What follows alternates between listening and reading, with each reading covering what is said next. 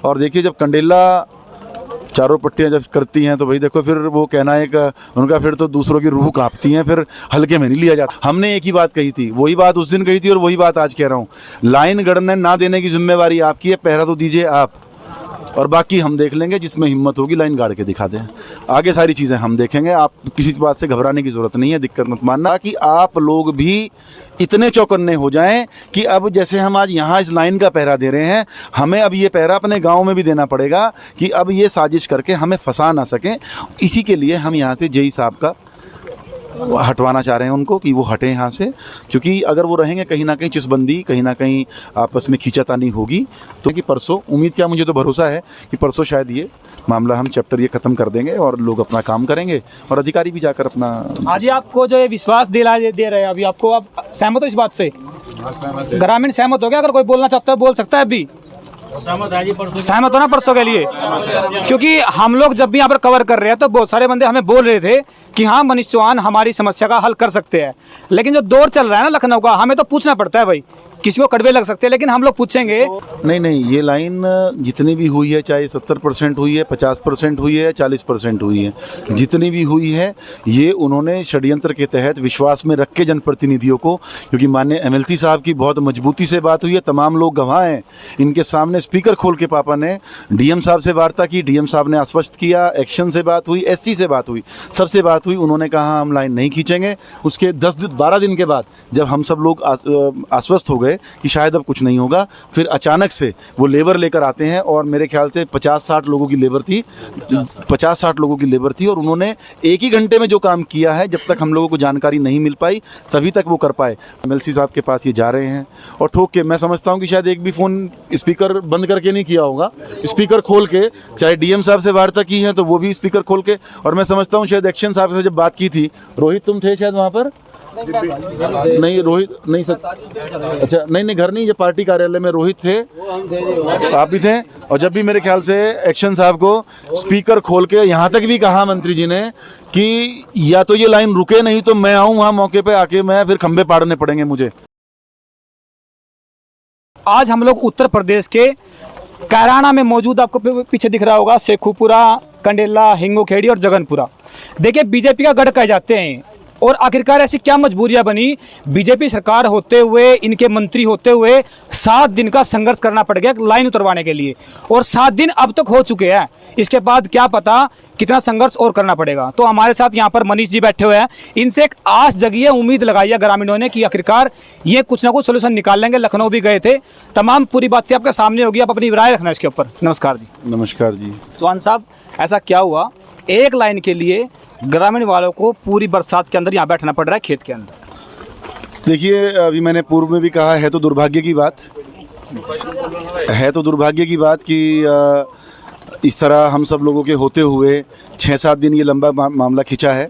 लेकिन इसमें कहीं ना कहीं जो निम्न स्तर के, निचले स्तर के जो कर्मचारी, मैं कहूँगा अधिकारी लेवल पे तो सारा मामला सॉर्ट हो ही गया था, लगभग सभी की वार्ता हुई हैं और डीएम साहब की तरफ से पूरा आश्वासन, एससी साहब की तरफ से पूरा आश्वासन।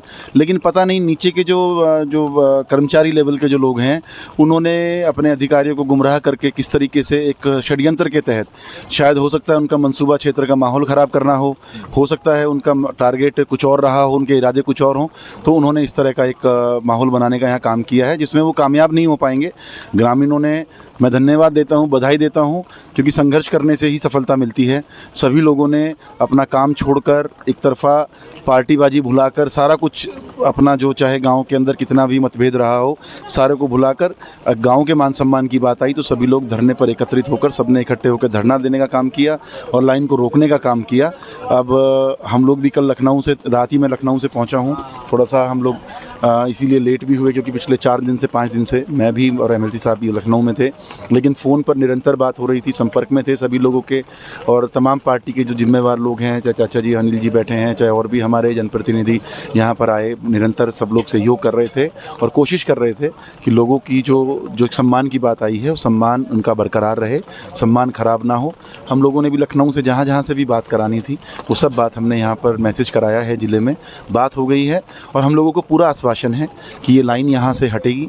और ये लाइन का कोई और वैकल्पिक, और 2 दिन से विद्युत विभाग जो है वो अपना कार्य भी कर रहा है। चौहान साहब, मैं आपकी बात रखूँ एक बीच में। देखिए, आपने बोला कि आप लखनऊ थे। लखनऊ का दौर हम लोग तमाम इंटरव्यू कर रहे हैं, हर कोई लखनऊ का दौरा कर रहा है, लेकिन लखनऊ का दौरा करते करते बीच में ये लाइन 70% तक कवर होगी। अगर लखनऊ का दौरा चल रहा है तो ये लाइन आगे कैसे बढ़ रही है? नहीं, ये लाइन जितनी भी हुई है, चाहे 70% हुई है, 50% हुई है, 40% हुई है, जितनी भी हुई है, ये उन्होंने षड्यंत्र के तहत विश्वास में रख के जनप्रतिनिधियों को, क्योंकि माननीय MLC साहब की बहुत मजबूती से बात हुई है, तमाम लोग गवाह हैं, इनके सामने स्पीकर खोल के पापा ने DM साहब से वार्ता की, DM साहब ने आश्वस्त किया, एक्शन से बात हुई, SC से बात हुई, सबसे बात हुई, उन्होंने कहा हम लाइन नहीं खींचेंगे। उसके 10-12 दिन के बाद जब हम सब लोग आश्वस्त हो गए कि शायद अब कुछ नहीं होगा, फिर अचानक से वो लेबर लेकर आते हैं, और मेरे ख्याल से 50-60 लोगों की लेबर थी, 50-60 लोगों की लेबर थी, और उन्होंने एक ही घंटे में जो काम किया है, जब तक हम लोगों को जानकारी नहीं मिल पाई तभी तक वो कर पाए। तमाम लोग यहाँ मौजूद हैं। हमने सिर्फ इनको, जब पहले दिन मुझसे मिले, मैंने एक ही बात इनको कही थी कि मैं 1 हफ्ते यहाँ हूँ नहीं, मैं बाहर जा रहा हूँ। हमारे मास्टर जी बैठे हैं, निशु जी ये भी थे, राजेश चाचा जी भी थे, ये सब लोग वहाँ पे फार्म हाउस पे आए थे। हमने एक ही बात कही थी, वही बात उस दिन कही थी और वही बात आज कह रहा हूँ। लाइन गढ़ने ना देने की जिम्मेवारी आपकी है, पहरा तो दीजिए आप, और बाकी हम देख लेंगे, जिसमें हिम्मत होगी लाइन गाड़ के दिखा दें। आगे सारी चीज़ें हम देखेंगे, आप किसी बात से घबराने की ज़रूरत नहीं है, दिक्कत मत मानना।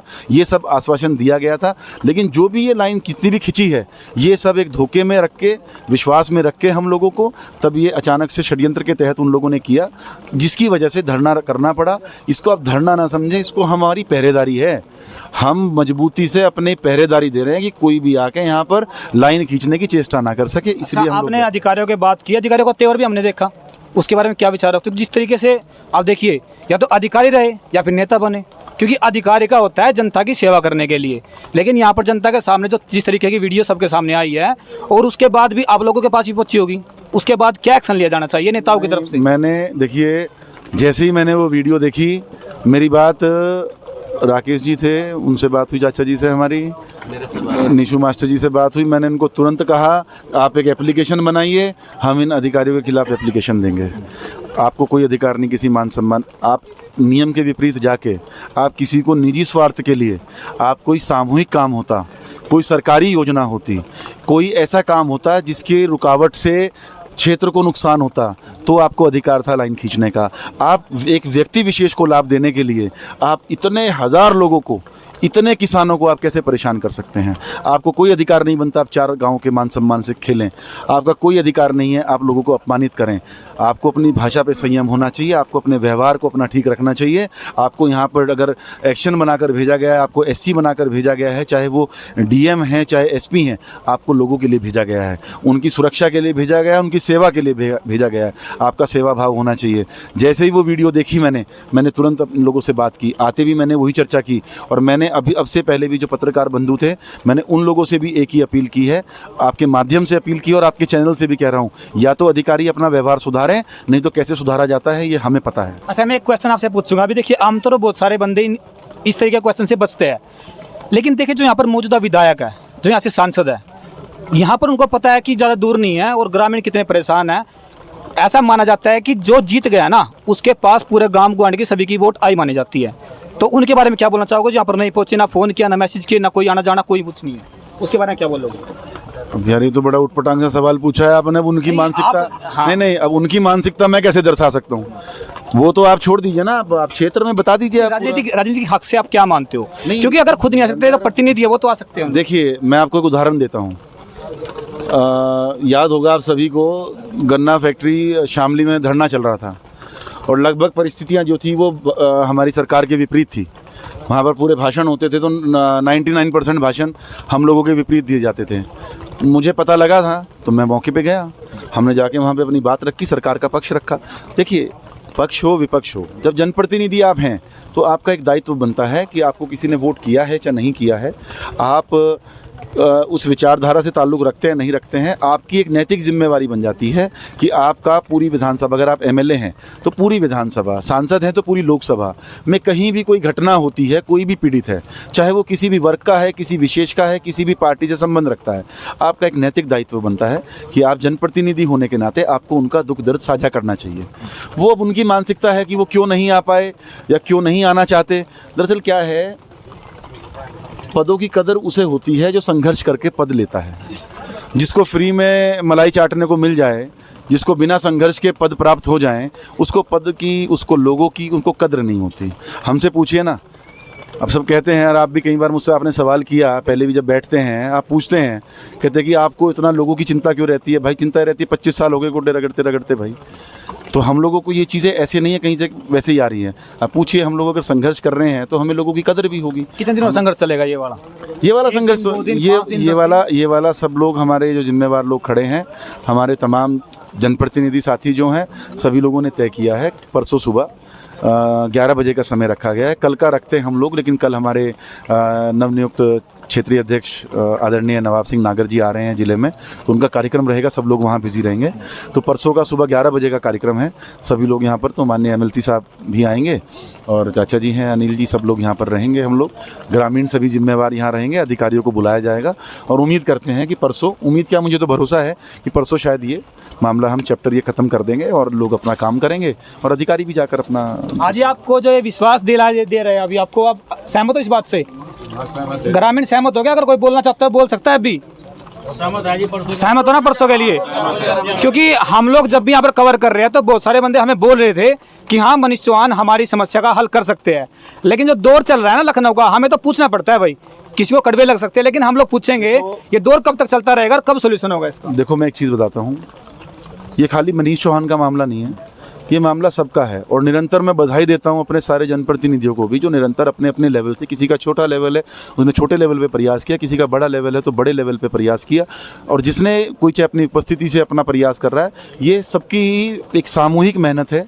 सभी जनप्रतिनिधियों ने इसमें मिलकर, उम्मीद तो सबसे सबको रहती है, अपने बीच में सब आएँ सब, क्योंकि यहाँ पर रिश्ता नेतागिरी वाला है ही नहीं, यहाँ पे रिश्ता सबका आपस में एक पारिवारिक है।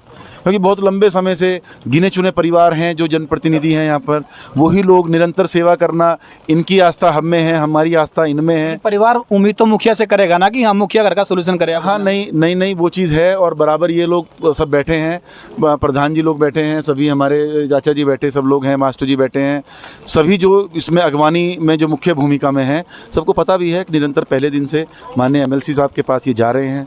और ठोक के मैं समझता हूँ कि शायद एक भी फ़ोन स्पीकर बंद करके नहीं किया होगा, स्पीकर खोल के, चाहे डीएम साहब से वार्ता की है तो वो भी स्पीकर खोल के। और मैं समझता हूँ शायद एक्शन साहब से जब बात की थी, रोहित तुम थे शायद वहाँ पर? नहीं रोहित नहीं सर, अच्छा नहीं घर नहीं, जब पार्टी कार्यालय में रोहित थे, आप भी थे। और जब भी मेरे ख्याल से एक्शन साहब को स्पीकर खोल के यहाँ तक भी कहा मंत्री जी ने कि या तो ये लाइन रुके, नहीं तो मैं आऊँ वहाँ मौके पे आके, मैं फिर खंबे पाड़ने पड़ेंगे मुझे, यहाँ तक भी बोला। तो उस मजबूती का ही ये असर है कि हमारे सब जनप्रतिनिधि खड़े हुए, सबने निरंतर प्रयास किया, तो एक ना एक डर कहीं ना कहीं वो अधिकारियों में भी था कि ज़बरदस्ती लाइन, उन्हें पता है, देखिए मैं बहुत क्लियर बोलने वाला आदमी हूँ, अधिकारियों को भी ये बात पता है कि ज़बरदस्ती तो वो लाइन नहीं खींच पाएंगे, खींचेंगे तो समझौते से खींचेंगे। और समझौता ये है हमारा और उनका हो चुका कि लाइन यहाँ से नहीं जाएगी, आपको लाइन देनी है, आप कहीं से दो, कहीं से घुमा के लाओ, आप लाइन कहीं दो, आप यहाँ लाइन नहीं जाएगी। है हमारे लोग परेशान नहीं होंगे, क्योंकि एक भी व्यक्ति इनमें से ये नहीं चाहता। एक दो लोगों ने गलत तरीके से गुमराह करने का काम ज़रूर किया, लेकिन मेरे ख्याल से वो भी चुप बैठे हैं, कहीं कुछ है नहीं। पूरा चारों पट्टियाँ एक मुश्त होके, एक मुश्त इकट्ठी खड़ी होकर, और देखिए जब कंडेला चारों पट्टियाँ जब करती हैं तो भाई देखो फिर वो कहना है कि उनका फिर तो दूसरों की रूह कांपती हैं, फिर हल्के में नहीं लिया जाता है। समझौता की बात करी, आप समझौता किस चीज़ का? जब यहाँ पर किसानों के पेड़ काट दिए गए जो 15-20 साल में तैयार हुए। समझौते से मतलब वो नहीं, जो वो बात करी थी ना, बीच बीच में बात आई है, आप उसको मत कहिए समझौता कोई नहीं हुआ। मैंने कहा कि एक ही समझौता है, वो समझौता ये है कि लाइन यहाँ से नहीं जाएगी, हमारी कोई दूसरी डिमांड ही नहीं है, यहाँ से लाइन नहीं जाएगी। नहीं, मैं ये बोलना चाह रहा हूँ, अब किसान क्यों भुगते उस चीज़ को? लाइन लग गई तब पेड़ काट दिए, अब उतार देंगे, लेकिन नुकसान तो किसान का हुआ ना, वो किससे उम्मीद लगाए? उसके लिए एप्लीकेशन बनवा ली है, हम लोग एप्लीकेशन परसों लेके बैठेंगे, या तो वो किसान का जो नुकसान हुआ है उसका मुआवजा देंगे, नहीं तो फिर हम लोग मुकदमा दर्ज कराएंगे। और मुकदमा दर्ज करना पड़ेगा पुलिस को, मुकदमा दर्ज डीएम साहब को कराना पड़ेगा, कप्तान साहब को कराना पड़ेगा, क्योंकि किसानों का नुकसान हुआ है और किसी के निजी स्वार्थ के लिए हुआ है, तो उसमें किसान दोषी नहीं है। सब गरीब लोग हैं, किसी के 2 बीघे ज़मीन आती है, किसी को 5 बीघे आती है, किसी को 10 बीघे आती है। आती है। कोई ऐसा नहीं कि हज़ारों बीघों के काश्तकार कोई बड़ा रजवाड़ा यहाँ पर था, सब लोग बेचारे गुजर बसर करने वाले नंबर 2 के लोग हैं नहीं, मेहनत ईमानदारी से काम करके अपना लालन पालन कर रहे हैं, अपने बच्चों को पढ़ा रहे हैं, किसान लोग हैं। अब आप उनका अब अभी एक समस्या आई कि वो ट्रांसफार्मर भी ख़राब कर दिया, उस पर वो पेड़ काटा जल्दी में, तो वो एक टहनी उसमें गिर गई, वो ट्रांसफार्मर लीक हो गया। तो ये सब जिम्मेवारी किसान अपनी जेब से क्यों भरेगा? ये सब नुकसान की भरपाई वो ऑलरेडी एक एप्लीकेशन हमने बोल दिया है, हम एप्लीकेशन लेके बैठेंगे। अगर परसों किसानों का मेहनताना उनका जो नुकसान हुआ है उसका मुआवजा किसानों को मिलता है तो ठीक है, नहीं मिलता है तो हम लोग मुकदमा दर्ज कराएंगे, फिर हम कोर्ट से लेंगे। चौहान साहब, आपने एक बात कही थी, देखिए अभी तो यहाँ पर पूरे तमाम आसपास के गांव बैठे हुए हैं, इनको लग रहा है ये एकजुट है कि हाँ हमारी समस्या जो है उसका सोल्यूशन हो जाएगा। लेकिन इसके बाद जो आपने एक बात बोली थी, समस्या जो पैदा होगी जहाँ पर दबादब घर पे रेड डाली जाएगी कि यहाँ पर ड्रैग चल रही है, तो उसके बाद आश्वासन देने वाला कौन होगा, इनके साथ कौन खड़े वाला, क्योंकि उस टाइम पे सिंगल होंगे। अभी तो यहाँ बैठे हुए हैं पंचायत के तौर पर। देखिए ये तब भी सिंगल नहीं है, ये तब भी संगठित हैं, क्योंकि देखिए आज हम सब लोग बैठे हैं, ये दायित्व हमारा बनता है। मैंने सिर्फ इनको चेताया है। चेताया किस लिए है मुझे तो पता है, हमने तो कमर कस ली, हमें पता है कल को ये हमारे कहीं और तो जाएंगे नहीं, आना हमारे पास ही है, समस्या का समाधान हमें ही करना है। तो हम लोगों को सिर्फ वो तो एक बताने का ज़रिया था कि आप लोग भी इतने चौकन्ने हो जाएं कि अब जैसे हम आज यहाँ इस लाइन का पहरा दे रहे हैं, हमें अब ये पहरा अपने गांव में भी देना पड़ेगा कि अब ये साजिश करके हमें फंसा ना सकें। इसी के लिए हम यहाँ से जेई साहब का हटवाना चाह रहे हैं उनको कि वो हटें यहाँ से, क्योंकि अगर वो रहेंगे कहीं ना कहीं चिसबंदी, कहीं ना कहीं आपस में खींचातानी होगी, तो वो ख़त्म होना चाहिए, वो विवाद नहीं रहना चाहिए। आप देखिए हमारी लड़ाई अधिकारियों से नहीं है, हमारी लड़ाई ना ही किसी कर्मचारी से है, वो तो मेहमान है, हम लोग तो यहीं रहेंगे। हम लड़ें भिड़ें, एक दूसरे को मारें पीटें, गले मिलें, प्यार से रहें नफरत से रहें, हमें यहीं रहना है, हम यहीं के स्थायी हैं। अधिकारी कौन है? अधिकारी तो मेहमान है, आज पोस्टिंग यहाँ है, कल को कहीं और चले जाएंगे। हमारी उनसे कोई व्यक्तिगत लड़ाई नहीं, लेकिन हम साथ साथ उनको ये भी कहते हैं कि अगर आप मेहमान हैं तो मेहमान बन के रहो, हमारे मेहमान नवाजी लो आप, हम आपको अपमान नहीं करना चाहते। अभी हमारे बड़े बुजुर्गों ने कहा, एक्शन साहब यहाँ आए और अधिकारी आए, उन्होंने आके सबको राम राम भी करी, नमस्ते भी करी, एक नैतिक फ़र्ज़ बनता है। मैं आया, मैं हो सकता है कितना बड़ा चौधरी हूँ, मैं कितना भी बड़ा जिम्मेवार हूँ, लेकिन इनसे बड़ा नहीं हूँ। मैं जो भी हूँ, अगर मैं मान्य मनीष चौहान हूँ या मान्य अनिल चौहान है तो इन्हीं की बदौलत हैं। हम अपनी माँ के पेट से मान्य नहीं बने, हमें मान्य इन लोगों ने बनाया, तो हमारा फ़र्ज़ बनता है कि हम इन्हें पहले आके नमस्ते भी करें।